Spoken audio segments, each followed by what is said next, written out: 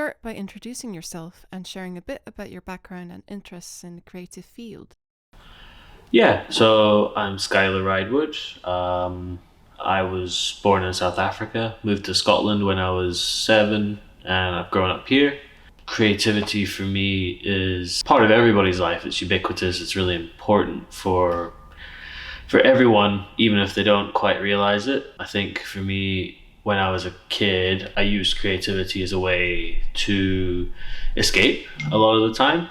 I was very much a kid who was like in his own world, would kind of have my head in the clouds, so much so that my mother thought there was something wrong with me, and would send me to doctors and be like, "Is he okay?" But no, I was just very much head in the clouds kind of thing. And yeah, I used to make imaginary worlds and draw and paint, and that led to me being quite good at it for a while. Went through Scottish primary and secondary school, and in that time I just kept on developing my skills till it was like kind of my main kind of skill was drawing and painting, though I did lots of other things too, including photography and English and writing and poetry and stuff like that. How did you first become involved with the space and the dream machine? I just finished my undergrad in painting, and that was great, but I felt very scared, to be honest, scared and worried about my future. I come from quite a poor family. I was quite worried after graduating about what I would do, and someone had basically sent me a volunteer ad to volunteer at the Dream Machine, and that was just when the Dream Machine was starting. So we were still to build this room through here.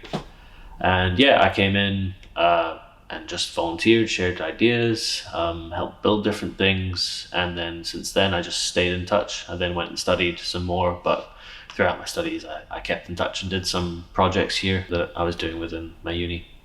What are some of the most memorable or rewarding experiences you've had while working or volunteering at the Dream Machine? So one of the most rewarding experiences was I had worked for a while to build a kids play service, and that was Ray will have seen it. It's basically flowers are projected on the walls, and they're all curled up, and then the idea is there's these pads on the walls that kids can hit, and they unfurl and sing, and it's basically like a music room for very young kids. So I made that, and then I needed to get it tested. So we were working with a partner called Phillips-Smith. They're wonderful. They work with low-income groups to create family play sessions. So they brought in a large amount of families into the dream room. It was mad. There was about 30 people in there, including children and parents. And they loved it. It was just really nice seeing something that I'd made from scratch with my friends, of course, because they were also doing the animation and stuff like that.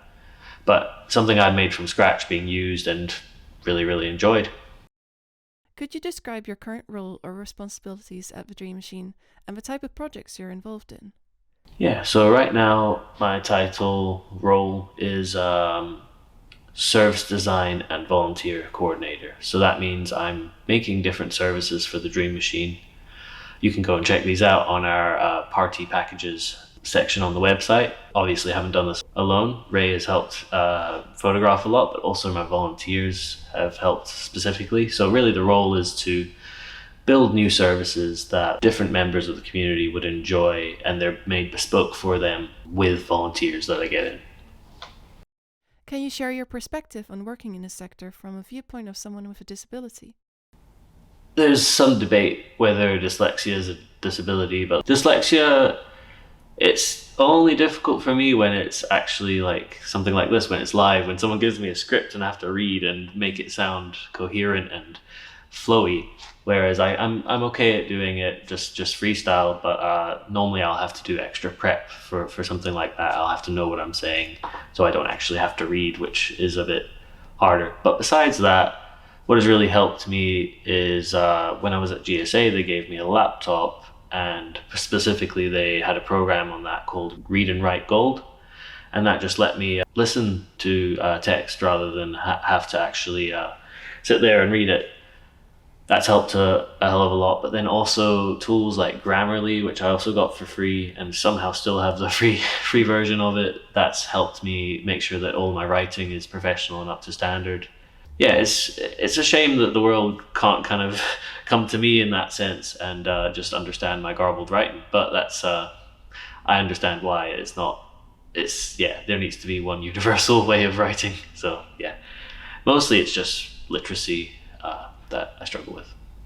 The Dream Machine is dedicated to inclusivity and access. How does the organization promote these values? And do you have any personal experiences or insights to share in this regard?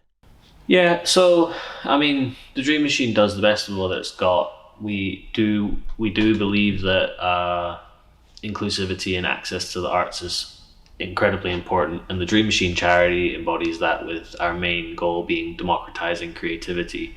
But democratizing really means democratizing creativity to diverse groups, and particularly looking at groups who are marginalized from creativity to begin with.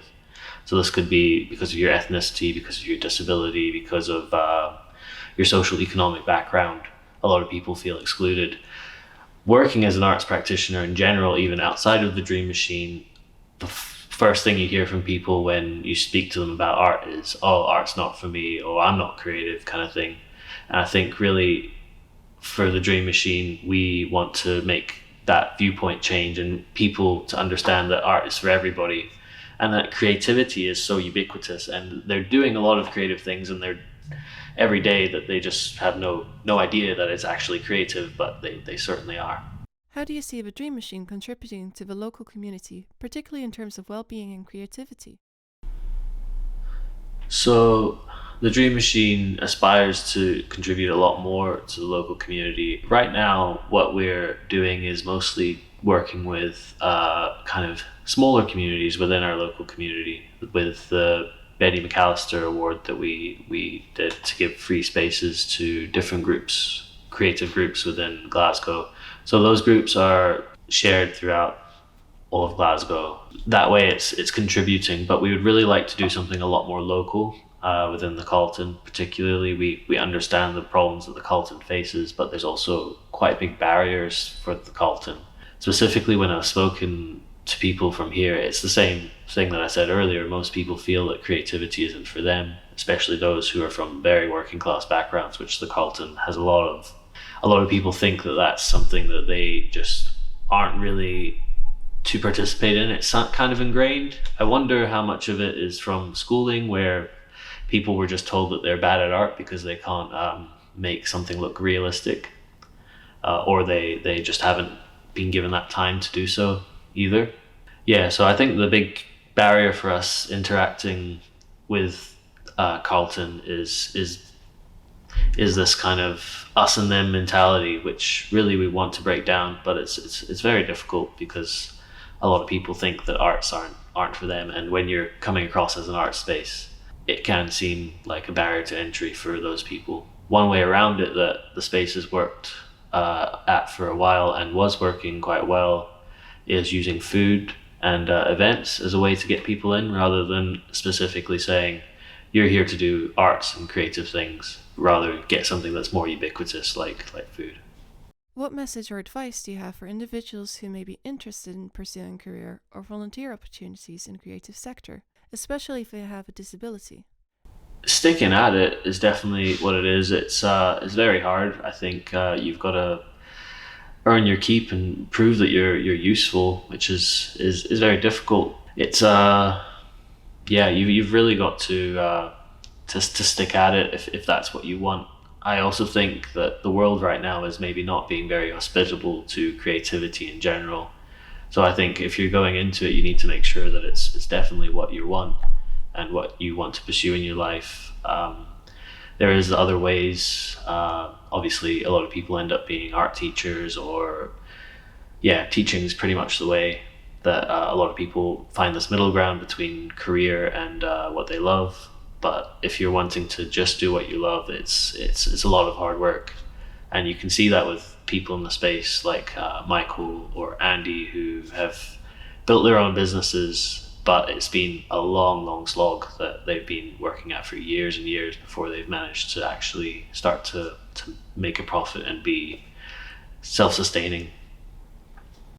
Looking ahead, what are your aspirations or goals in your role at the Dream Machine? And what would you like to see in terms of growth and impact? Come check out the Dream Machine. It's we've got a lot going on. Our events are popping off, and we want people to come to them and see them. And we want to build a community here as well out of the people who attend. So yeah, just come and check us out, see what we do, hire us out for a party, do whatever you like.